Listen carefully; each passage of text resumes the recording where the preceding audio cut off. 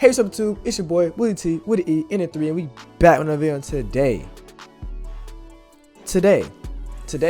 I need y'all to start racing in New York City, bro. NYC, stand the fuck up and start racing. Nah, I'm just playing. But we finna get into let's see. We finna get into the unstoppable street races of New York City. He gonna talk to us about it. See what he talking about. New York City has a problem. Supra? Is that a Supra? Just 5 years ago, NYPD responded to an average of 10 calls per month for drag racing across the city's 5 boroughs. Today, that average has skyrocketed to 10 calls per day. Damn.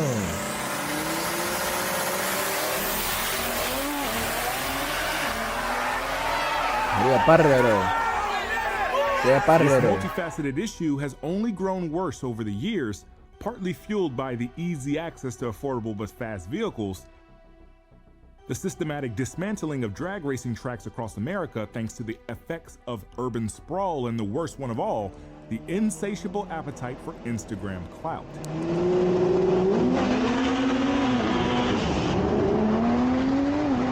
Oh, that race is crazy. I feel like everybody has seen that race, bro. He literally almost took out everybody. He almost took out the nigga in the goddamn trailer. He almost took out the person he was racing, and he took himself out. Appetite for Instagram clout. That's 2,000, bro. Yeah. Bam, missed him. The risk for participating in a street race in New York is a Class A misdemeanor, punishable with a fine between $300 to $525. That ain't bad, but the reward of likes, followers, and a buzzing Instagram username handle seems to be a fair exchange to young, impressionable minds across the city.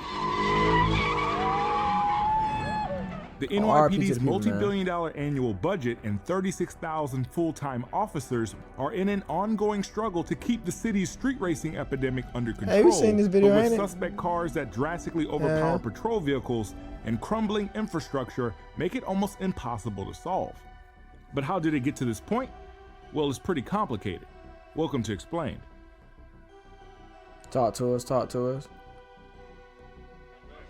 In the height of the 60s muscle car era, street racing was a frowned upon and unspoken reality for the NHRA. Sheesh. Just spinning tires.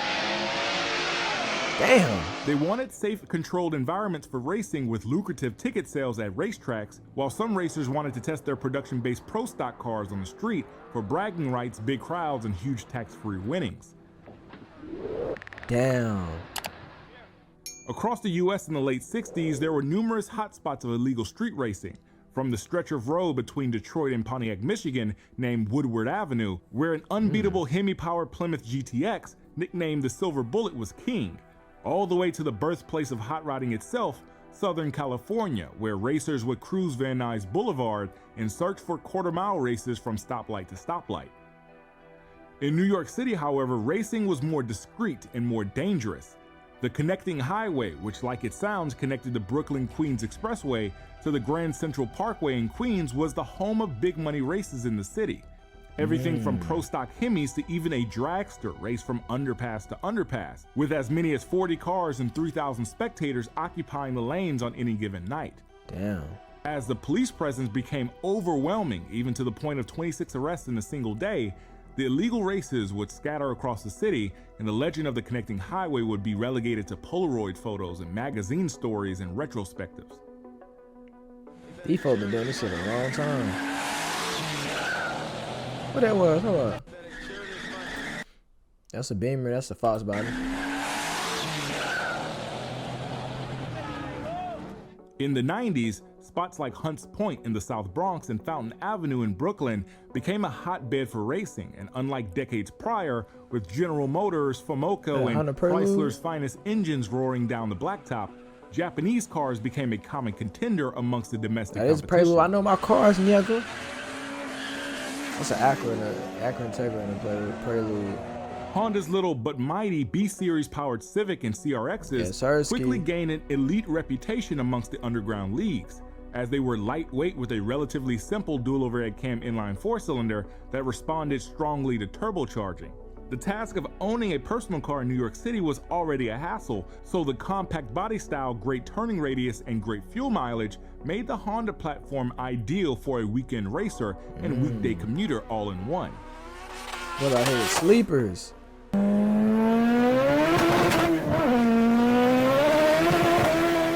The reputation of these Hondas would then become immortalized when an article written by Ken Lee called Racer X was published in the May 1998 issue of Vibe magazine, which tells the story of a street racer named Rafael Estevez and his quest for a 10-second quarter-mile capable Honda. The Racer X article. Wait a damn minute. Estevez. Fast and Furious? No, is that not the plot line? Is that necessarily not the plot line of goddamn Fast and Furious? In his quest for a 10-second quarter-mile capable Honda.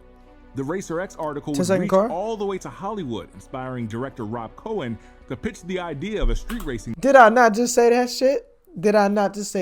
Even though that's not really the premise, it really is the premise though. Think about it. He need 10-second car. Give me a 10-second car, nigga. Movie to Universal Pictures, which birthed the Fast and Furious movie, and street racing emerged out of the shadows into the mainstream. There was an explosion of tuning shops all over the city catering to imports from Honda, Nissan, Mitsubishi, and Subaru, and even German offerings from BMW like the M3 and AMGs from Mercedes, all with the goal of squeezing out every ounce of power that the manufacturer leaves on the table.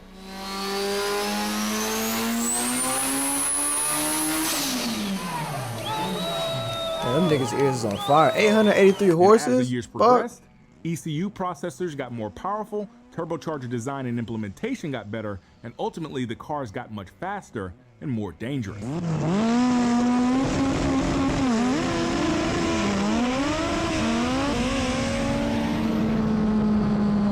Oh shit. Damn. An even more concerning issue was starting to rear its head, which was the systematic shutdown of racetracks around the city due to suburban sprawl. Damn. The process typically happened like this. A drag strip built in the 50s and 60s on acres of agricultural zoned area becomes encroached upon by developments of residential homes and commercial shopping centers as the population grows on the outskirts of the city. As homes are built near racetracks, complaints of noise begin to happen, limiting the time the track can operate, and with the land the drag strip is built on being much more valuable and the city wanting property tax revenue from residential homes and shopping malls rather than a drag strip, the owner of the drag strip sells the property versus continuing a losing battle against residents and urban planning committees. On Long Island, with a population over 8 million residents, racetracks were subsequently shut down like West Hampton, Freeport, and Islip, with the same story, sold to corporations since the property taxes based on the increased land value was more than what the racetrack could bring in with ticket sales. If you wanted to race legally, you'd have to take the hour's drive with tolls to New Jersey's Atco Dragway, which some did, but a lot of racers just took it to the streets, and the street racing problem grew tremendously across all 5 boroughs.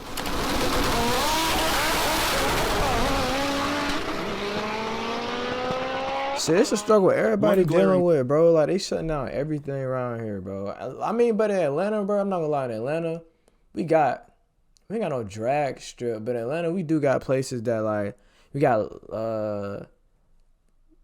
Lanier Raceplex over there. They be doing hella racing events, all type of shit, drifting events and shit. We got Atlanta Motor Speedway whenever they have shit, I guess. But still, though, it's like, they be taxing to get in there. Or like, it just be so many people trying to race, you don't even get no time for us. Niggas like, I might as well do that shit for free in the streets and just risk getting police chase, risk the police, and I just, you know what I'm saying, skedaddle. It's one of them things, bro. It's like, you know what I'm saying? It's one of them things, money things type shit. A factor to the rise of New York's unstoppable street racing scene, and even the country as a whole, was the ease of access to fast cars. In the 1960s, a 10-second quarter-mile streetcar took an assortment of parts to be quick, from a fully built and blueprinted engine, a built transmission with a higher stall converter, higher rear gear ratio, traction aids, and even nitrous.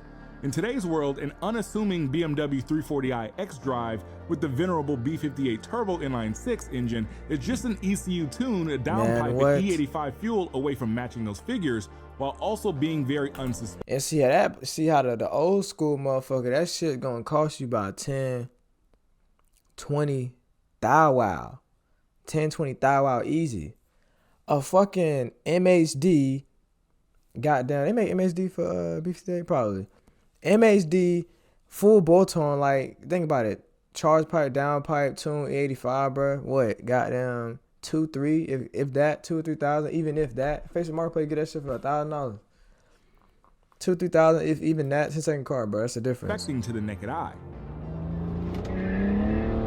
10% of what goddamn they used to pay.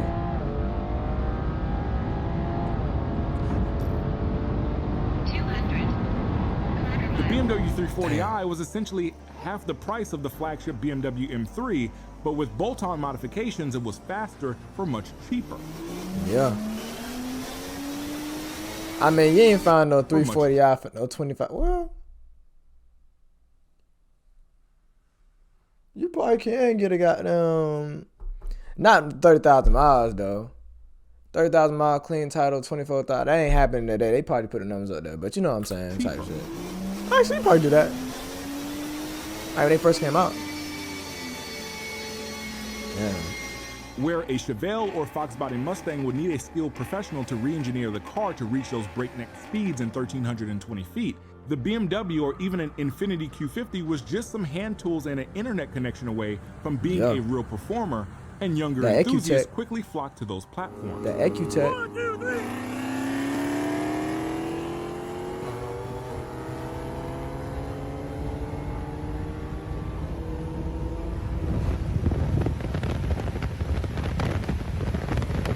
Social media played an immense role in bringing awareness to certain cars as sleepers, or cars that go under the radar from cops, as they blend in well with traffic but possess the performance of much more ostentatious supercars. A young Jamaican teen going by the Instagram username OneStockF30 was integral in showing the potential of these understated BMWs. Racing built Nissan GTRs, Camaro Z01s, and Trackhawks, vehicles worth double and triple the price, and winning.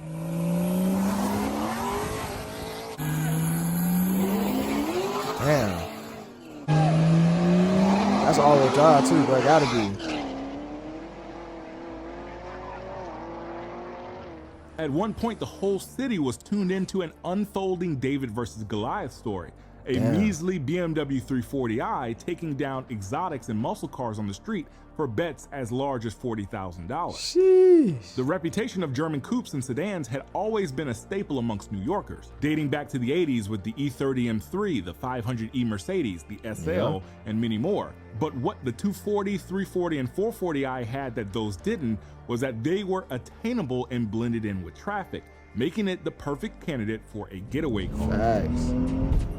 They be slide. You done seen the video now. Y'all watch my channel, y'all know I be reacting to these folks sliding now.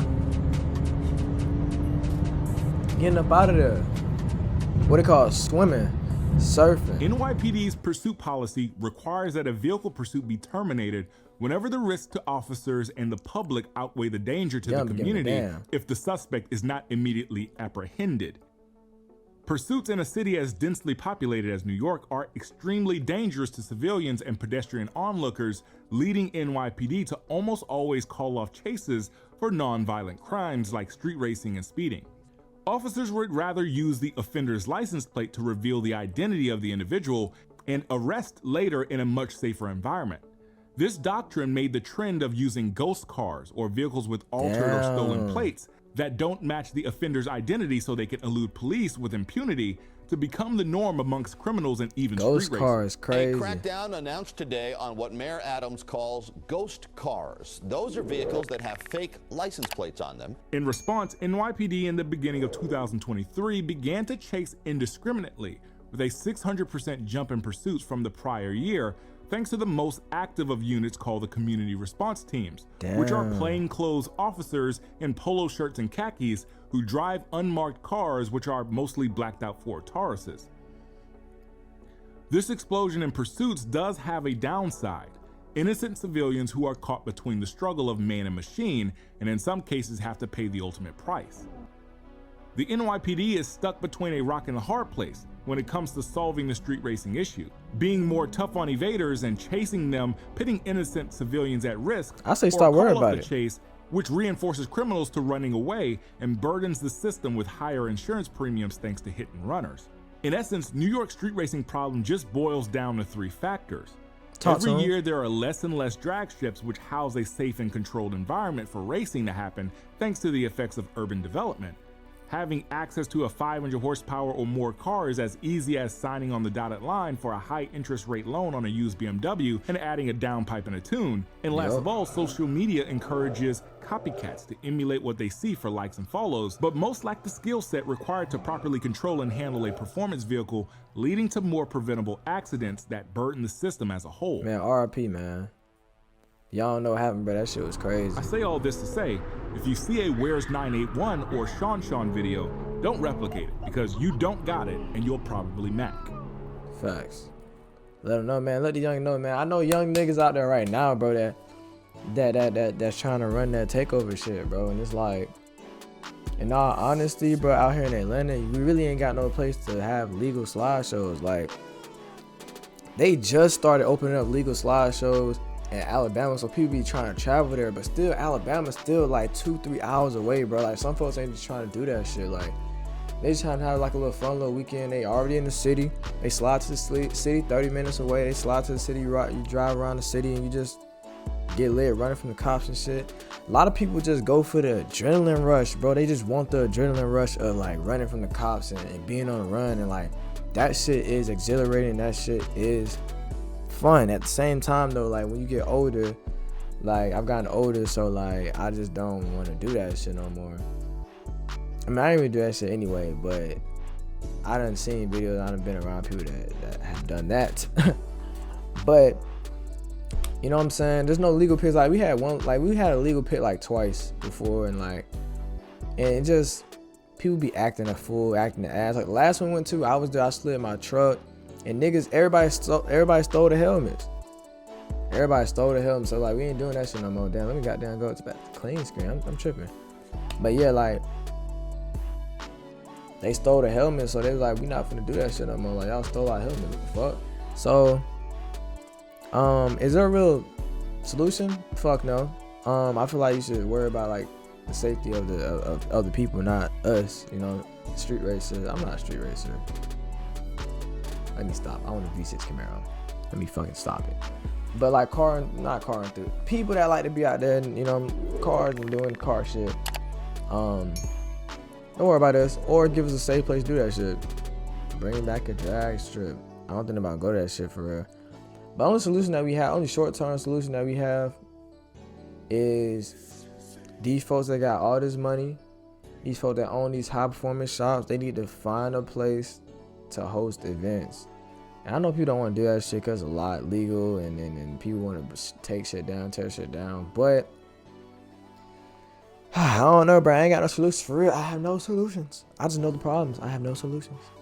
But that's the end of the video, man. Make sure y'all like, comment, subscribe, turn that bell notification. If I made it to the end, yeah, like, comment, subscribe, turn that bell notification. At the end of the day, I got one to get you on, and got one you better get you on. Cut down, give me one. If I get mine for you get yours, I'm to the city up free. Free.